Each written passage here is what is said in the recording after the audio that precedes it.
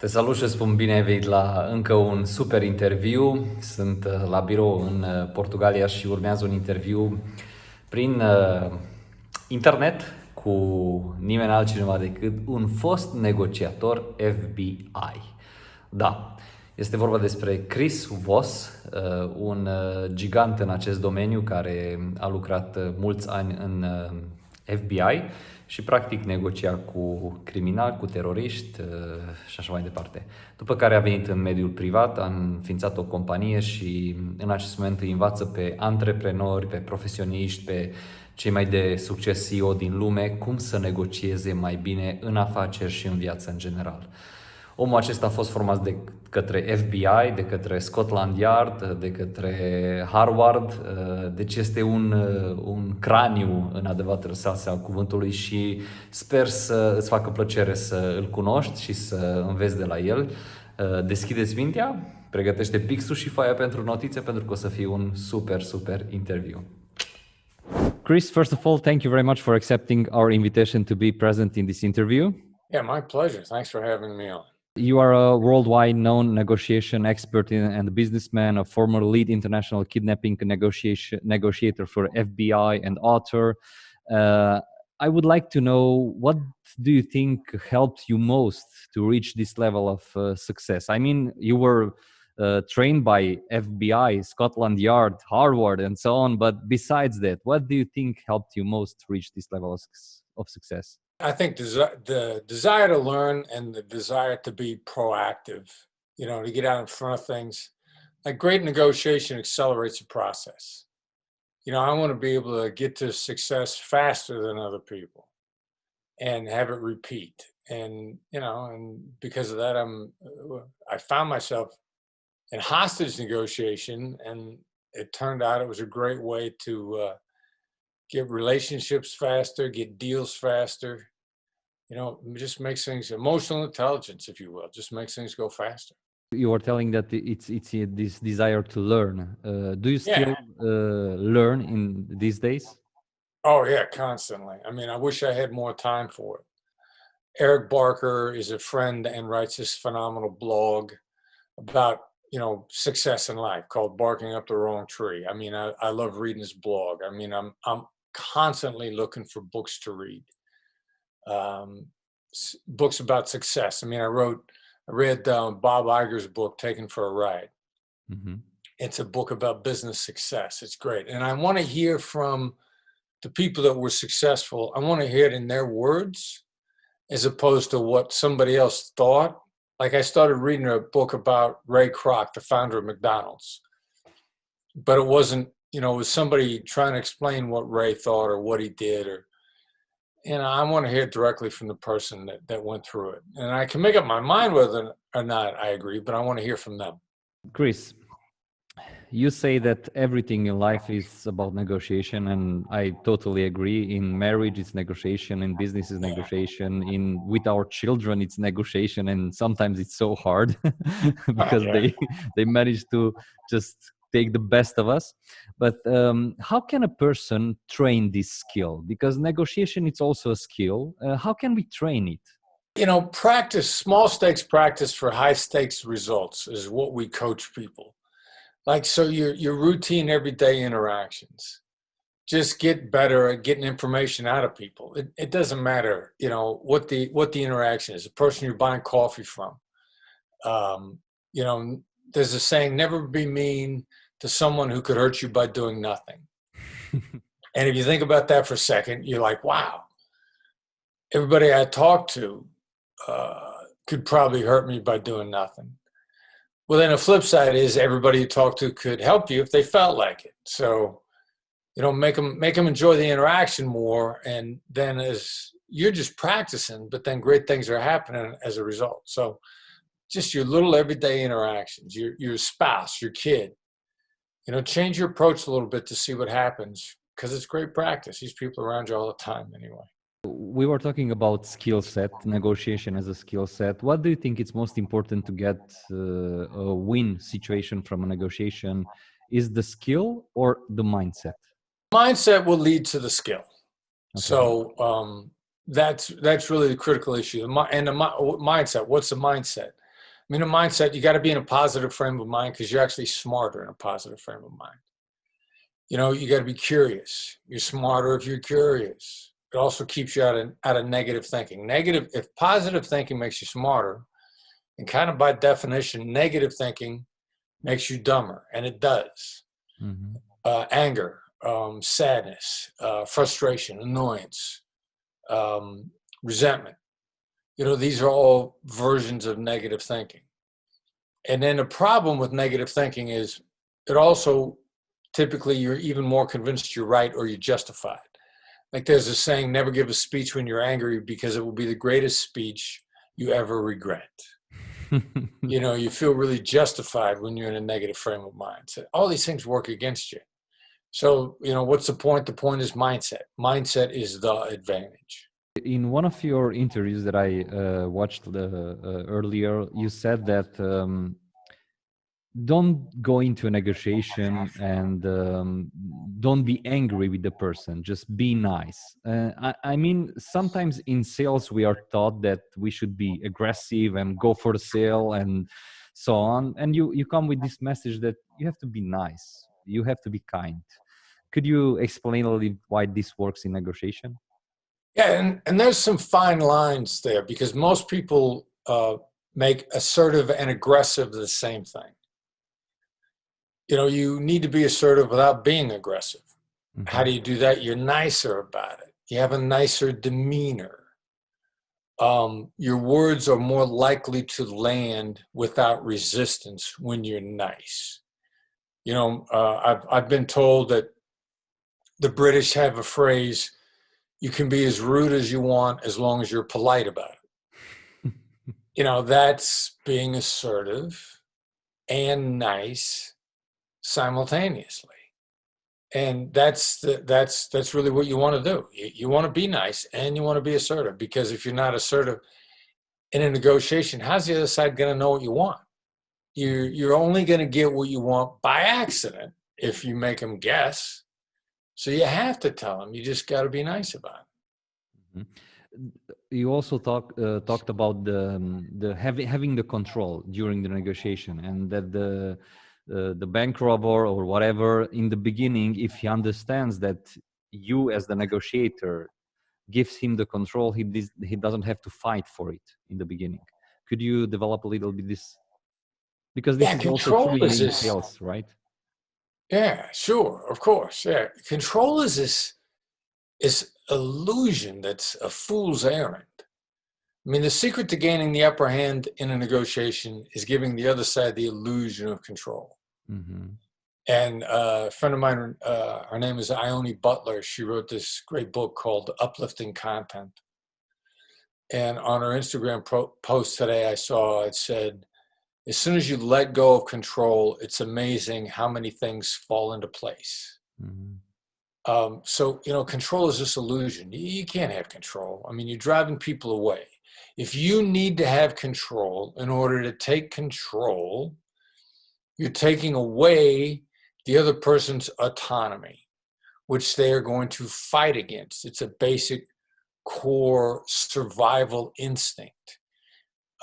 There hasn't been a civilization in the history of mankind that has not rebelled against slavery. Nobody's been content in being slaves. Nobody. What is that? That's autonomy. It's a core issue of human existence. So if you're trying to take control, you're taking the other person's autonomy, which means they're going to resent you for it. And that means that they're going to pay you back twice as hard, and the relationship's going to go bad. And in the long run, you will lose money. Another thing that I found interesting in your book, that there is a sales techniques which teaches you that it's very good to get at least 3 yeses from your customer, then the 4th one will be just so easy. And you say in the book that actually in negotiation, it's very important to get no's. And I was like confused. I mean, what? So could you explain why this works in negotiation? This 3 yeses thing, that is the worst advice on earth.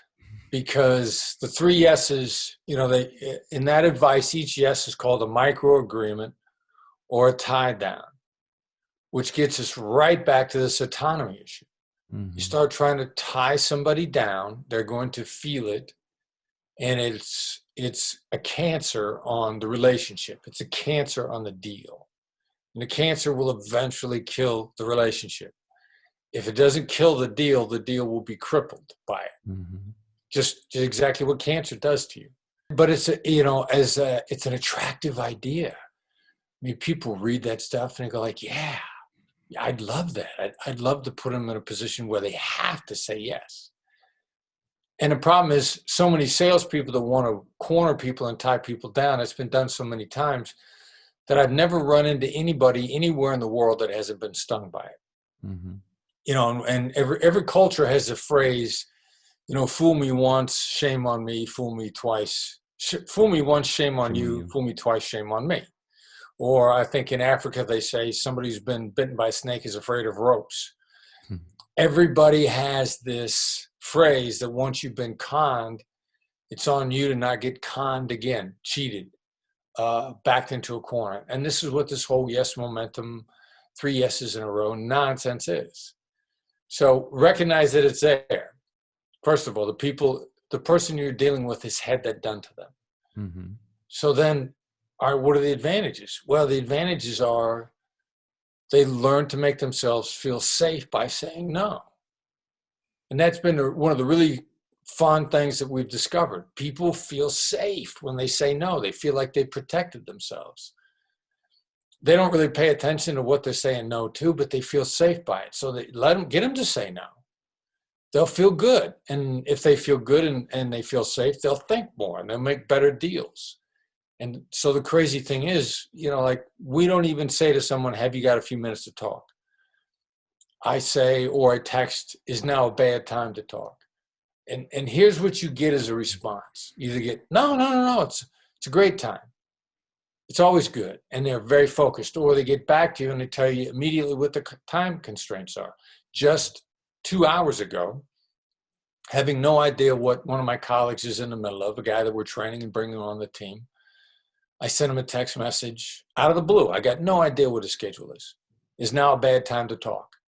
His instantaneous response was, I'm on a Zoom call. I'll be off of it in 15 minutes.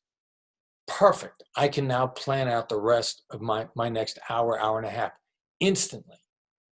And so I text him back, please text me when you're ready.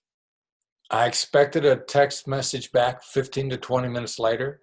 I got it exactly 15 minutes later. I was prepared for it. We had a great conversation. It all started with me getting a no out of him. Is now a bad time to talk? And actually the answer was yes, but he gave me a great time. That's whenever somebody says yes to a no-oriented question, that's really good information. It's always good information. So yeah, it's, understand what happens. Yeah, I see that it's important to ask the right questions because that can lead a different outcome from the negotiation.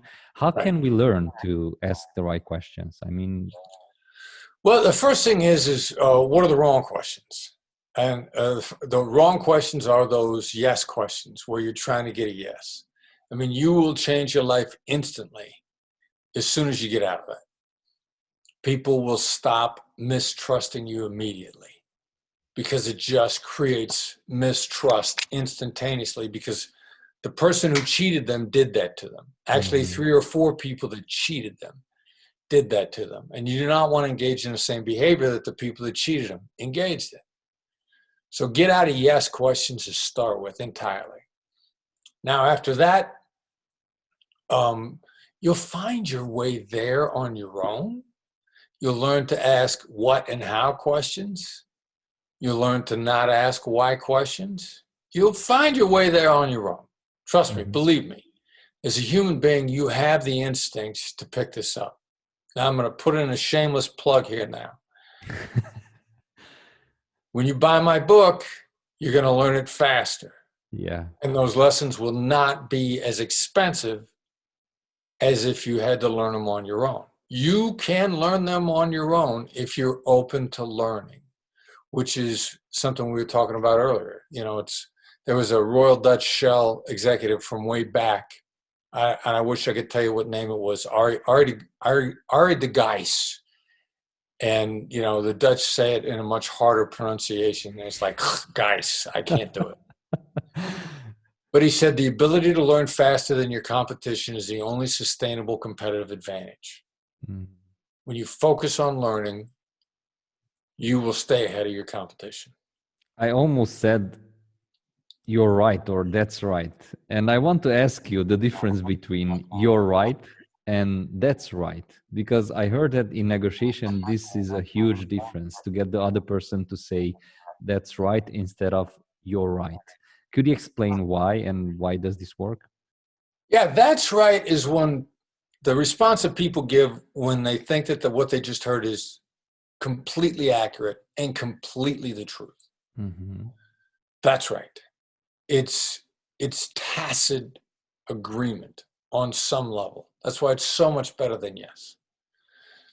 Now, depending upon what they've heard the truth to, they're going to experience a certain amount of bonding with you in that moment. It might be a little bit, it might be huge. We refer to 5-star that's rights. Like, that's when the other person just bonds with you in a really big way. It's almost an unshakable bond. But that's right is the indicator of the bonding. It's the indicator of the agreement. Now, they don't realize they agreed with you. They agreed with what you said. Mm-hmm. All right, so you asked me about the other thing, you're right. When someone says you're right, they're expressing some reluctance. They feel like it's a surrender. They're not willing to completely agree. There's some reluctance. Even if in the moment, it's a concession, which is a loss to them. Somebody says you're right, there's a barrier there. Now, again, there's small you're rights and there's big you're rights. I mean, if someone that you care about, you have to maintain a relationship with because you want to or you have to. Could be your boss, could be your spouse. But you just want them to shut up. You can't take it anymore. You say, you're right. And they shut up. They happily shut up. They look really satisfied. They stop talking and they go away. And you're like, wow, that was awesome. I got them to shut up and leave me alone. And every culture has a version of this phrase, fake agreement, just to get the other side to shut up and go away. Mm-hmm. And in English, it's you're right. Yeah. Could you give me an example how you use this technique in a negotiation that you had? Because I mean, from our part of the world, we see these Hollywood movies about FBI and negotiations, but we don't know if in real life things really happen like that. So could you give us an example maybe of one of your negotiations that you had and this worked well, the you're right and yes? Yeah, sure. And in the movies, when do the movies show us something, how it really happens in the real world, right? Never. So in the book, there's one of the stories from the Philippines. We got a kidnapping in the Philippines, and this shows how that's right works with not only cross-cultural. The culture we're talking about is a culture of mankind, which is why these negotiation skills work globally. I mean, like every hostage negotiation team on earth, whether they're in Romania or whether they're in Rhode Island or Bogota, or Tokyo, or Cape Town. They use the same basic skills because the culture is a culture of mankind. Mm-hmm. So this particular, I'll tell you one about a kidnapping and I'll tell you one about a business negotiation. Okay. Kidnapping, Muslim terrorists in the south of the Philippines. And believe me, Muslims in the south of the Philippines are nothing like Muslims in Egypt or in Chechnya. You mean it's worse? Well, politics are local. Mm. So Chechen Muslim is a Chechnyan first. Filipino Muslim is a Filipino first. An Egyptian Muslim is an Egyptian first. You know, who you are is built from the ground up. First, you're a human being, first, which is the wiring that everybody has. Then after that, your family, because your family is your immediate impact, and then your community. Religion gets layered in somewhere at the point in time when you're making a choice. Even if you're raised in a particular religion, you don't really start to buy in until sometime in your mid-teens, and then maybe in your 20s, and maybe in your 30s. It's an entire process, which is why Chechenian Muslim is nothing like a Filipino Muslim, because the religion got layered in on top of everything else. Mm-hmm. So kidnapping in the Philippines, Muslim terrorist, Filipino terrorist, Moro terrorist, south of the Philippines, they call themselves Moros.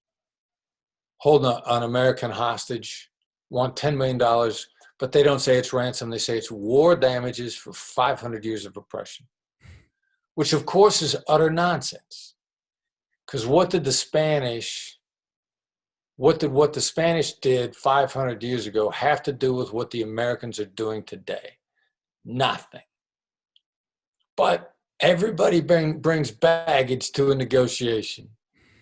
Everybody brings their previous experiences that had nothing to do with you to the negotiation. So this is mankind. You know, in the United States, we had the Civil War 140 years ago. And people in the South are still mad about it. So, you know, you're bringing your baggage to the negotiation. But I coach my negotiator to get a "that's right" out of the terrorist.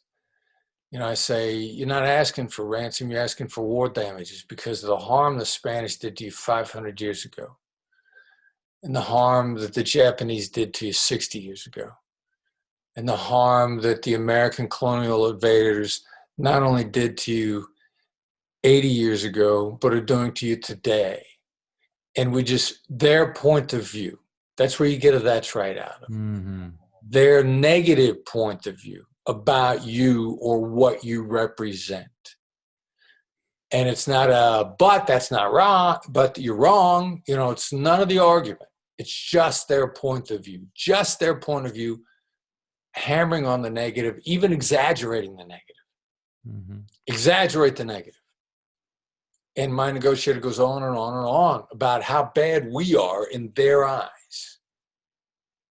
And when he gets done, the sociopathic rape and murder and terrorist says, "That's right." And then they stop making ransom demands. They never make them ever again, ever. A couple of months later, the hostage walks away, which means the terrorists got nothing. They didn't get anything for all their efforts. For 8 months of efforts, got nothing. I was back in the Philippines 3 weeks later, connected back up with a negotiator that I coach, because I'm really an international negotiation coach. I just need to find somebody who's coachable. And he tells me that the terrorist called him to congratulate him. Wow. To say, you deserve a promotion. Wow. So that's a terrorist event. Now, I'm coaching a business negotiation here in the United States. A lawyer's negotiating with a client over fees. The lawyer wants full fees. The client doesn't want to pay full fees. All the lawyer did was summarize all the reasons why the client wanted a discount. Just summarized them. You want a discount for this reason, this reason, this reason, this reason. And then shut up. And the client said, "That's right. But you know, if I get what I want from you, you're going to be worth your fee. So I agree to your fee." Now, does that work every time? No. It just works enough that should be your first move. Mm-hmm. You know, don't bargain if you don't have to. Sometimes you might need the bargain, but don't go there too soon, because you leave money on the table if you do. You said that you bring baggage to the negotiation. Is this true for yourself too? I mean, you Yeah. as the expert negotiation? Oh, yeah. I mean, I bring baggage from the last interaction. I mean, baggage from the interaction that I dealt with somebody that looked like you. Mm-hmm. You know, I'm a human being. I bring to the table the cumulative total of my experiences. And is this okay? It is. I mean, each one of us have a system in our brain called the limbic system. And the default mode, if you will, for our survival mechanism, our normal functioning level is survival. Without thinking about it, we're wired to survive. And to be wired to survive, we have to be negative. We have to be pessimistic. If when in doubt, we think things are going to go bad.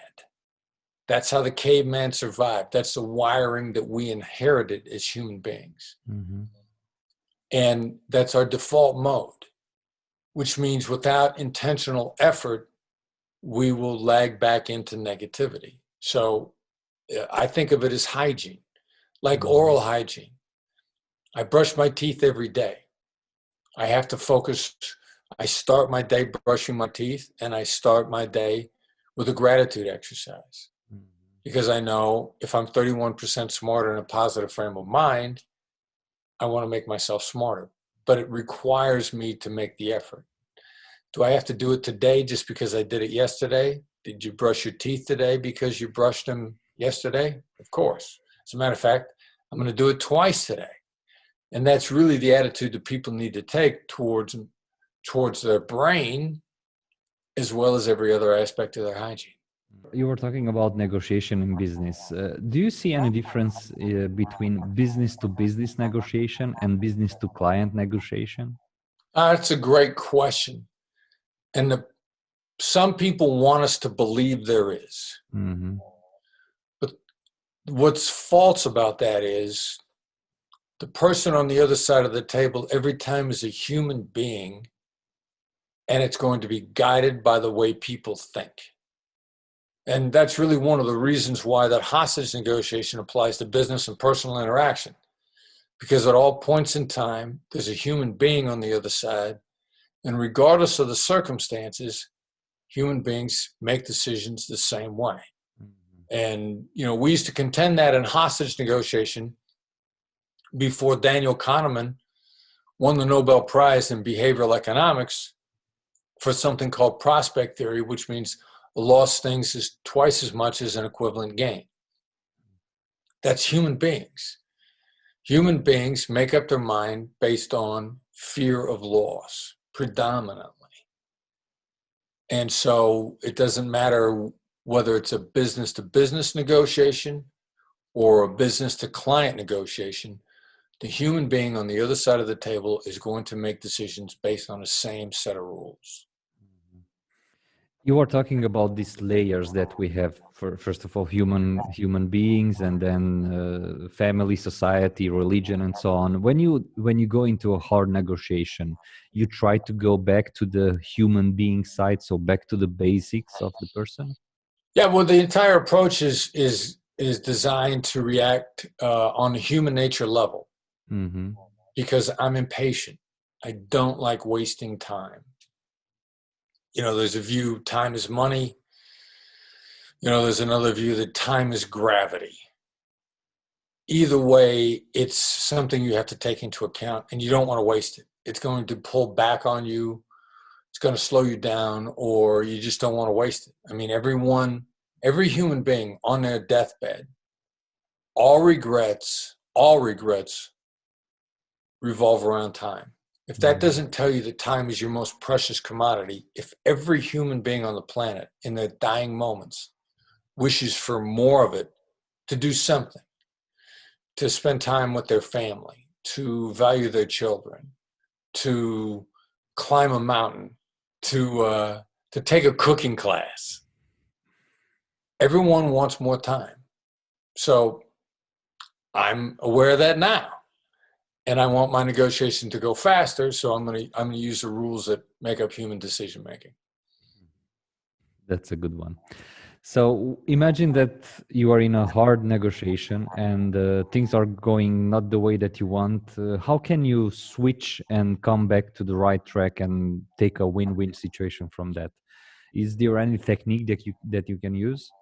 Well, the first move is, if it's not going the way you want, there's negative emotions from somebody, the other side. They're not listening. They're not. How do you get somebody to listen?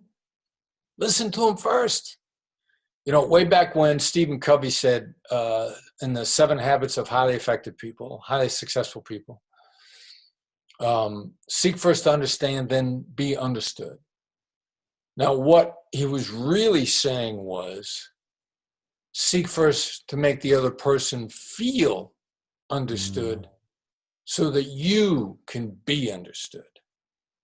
And a lot of people have tried to shortcut. Well, I understand where they're coming from, so now I can make my case. Now, understanding the other side doesn't help make you more articulate if you understand it inherently. Mm-hmm. The issue is, did the other side feel understood? As soon as they are, they drop their guard. As soon as somebody says, that's right, if their guard's going to come down, it'll come down after that. Now, if conditional.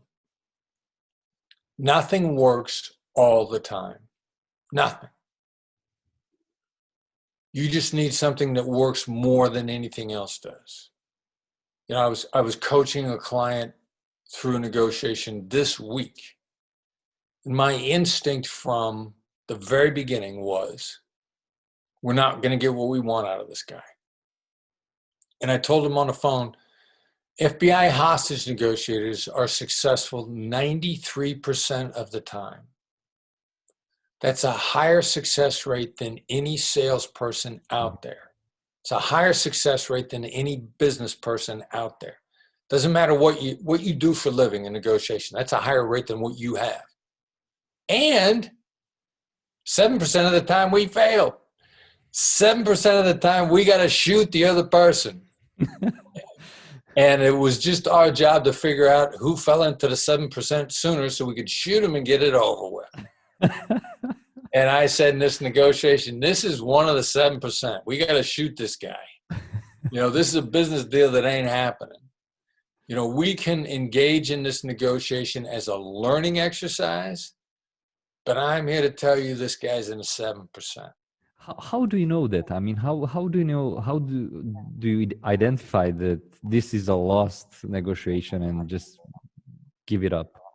Well, on this one in particular, we asked them a no-oriented question from the very beginning. You know, we preceded it with empathy. You know, this is your position. You're upset about us for this reason, and this reason. Now, if you can deactivate the negative, that's the most efficient way to possibly deactivate it. Mm-hmm. Just call it out, recognize it, validate it on the other side. Get them to drop their guard as much as possible. And so we articulated his point of view, and then we said, are you against having a phone call to discuss this? And he responded back saying, like, yes, I'm against a phone call. So I'm like, you know, this to me is enough evidence that this guy's in a 7%. We could proceed. We got him to agree. He was fine having an email dialogue. But my sense of it was, we'll try a couple of more times. We'll continually demonstrate understanding. We'll try all the other skills. But right off the bat, from the very beginning, this is a very high degree of correlation with somebody who's in a 7%. Mm-hmm. And after we went back and forth, probably 5 or 6 emails, concise emails, very concise, I said to my client, this guy, his compensation is getting you to argue with him. Not only that, you're responding at 10 o'clock at night, which he responded back immediately, which he's having the best time keeping an important person from getting a good night's sleep. He's never going to settle as long as you're this responsive. And our first move is, you're no longer responding to him. period. Because this guy was, some people, their compensation is not a deal. Their compensation is a negative interaction. Mm. And you need to find that out from the very beginning.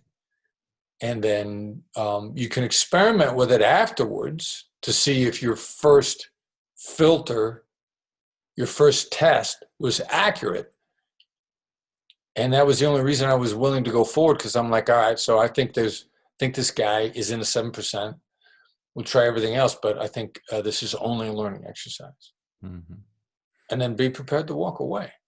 Before finishing up, Chris, could you tell me which is the book that maybe impacted most your life until now?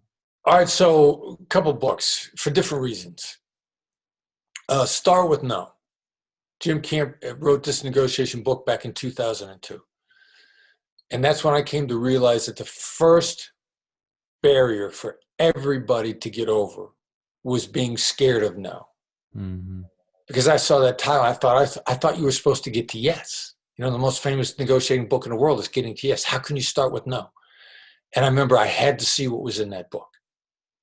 And then I thought, wow, all this time I thought yes was success. And Jim put a whole different spin on it. I ended up getting to know him, becoming friends. We collaborated on a lot of stuff. You know, he mentored me and my son and our learning. I had a number of mentors. Jim Camp was one of them. So just getting past that barrier of being scared of no was due to Jim Camp and opening my mind. Plus, he also showed me that hostage negotiation, business negotiation were the same, because he was using the same ideas. He had different terms for them, but he was using the same ideas that we were already using, mm-hmm. which validated my whole approach. Now, I love The Rise of Superman by Stephen Kotler. It's about high performance, about seeking the mind state of flow. And if no matter what you do, you should be into performance. You know, how to get better at whatever it is that you do. And Kotler, who's an interesting cat, I mean, he's a great guy. I've come to know him, though. If I find somebody's written a book that I'm fascinated by, I got to get to know him. So, I've gotten to know Stephen also. And the last guy I'm going to cite, I haven't met yet, but Daniel Coyle. 2 books that I think are phenomenal, The Talent Code and The Culture Code. And The Talent Code is about getting better, and The Culture Code is about getting your company better. And, you want to go fast, go alone. You want to go far, go as a team. My company is a team. And we're getting better, and we're scaling, and we're having as good a year this year as we had last year. And we spent 2 months because of the pandemic with no revenue. Because we did all of our training in person. We did everything in person. The pandemic came along and shut off all of our revenue for nearly 2 months. And we're going to have as good a year this year as we had last year, because we focus on working as a team. Yeah, that's a 20% increase in the business if you would have those 2 months too. So that's great. Yeah. Final advice for business owners, a final advice for employees. So these 2 different categories. Yeah, and for both, I would also, I like to, getting better at negotiation is going to help you. Besides buying the book, I'd like to tell people about my company's newsletter. The newsletter is free. It's a good price. But more important than free, it's actionable, concise advice. Like I get a daily update from the Wall Street Journal. It's 10 things you need to know today. I mean, I can't read that. It's just too much. It's overwhelming. Our newsletter comes out once a week on Tuesday mornings. Concise, short, actionable, 1 article, not 10, 1, for you to put into play today. And also on our website, the newsletter will take you to our website. You get to past articles. You can look up anything you want. If you're an employer negotiating with an employee, there's articles there. If you're an employee negotiating with an employer, there's articles there. Because it's about great collaboration. Both sides are better off in a great deal, and we teach great deals. Plus, we got a lot of free stuff on our website, blackswanltd.com, BLACKSWANLTD.com, which is where you go to sign up for the newsletter. There's a lot of free stuff there. Now, employer or employee, focus on a better future together.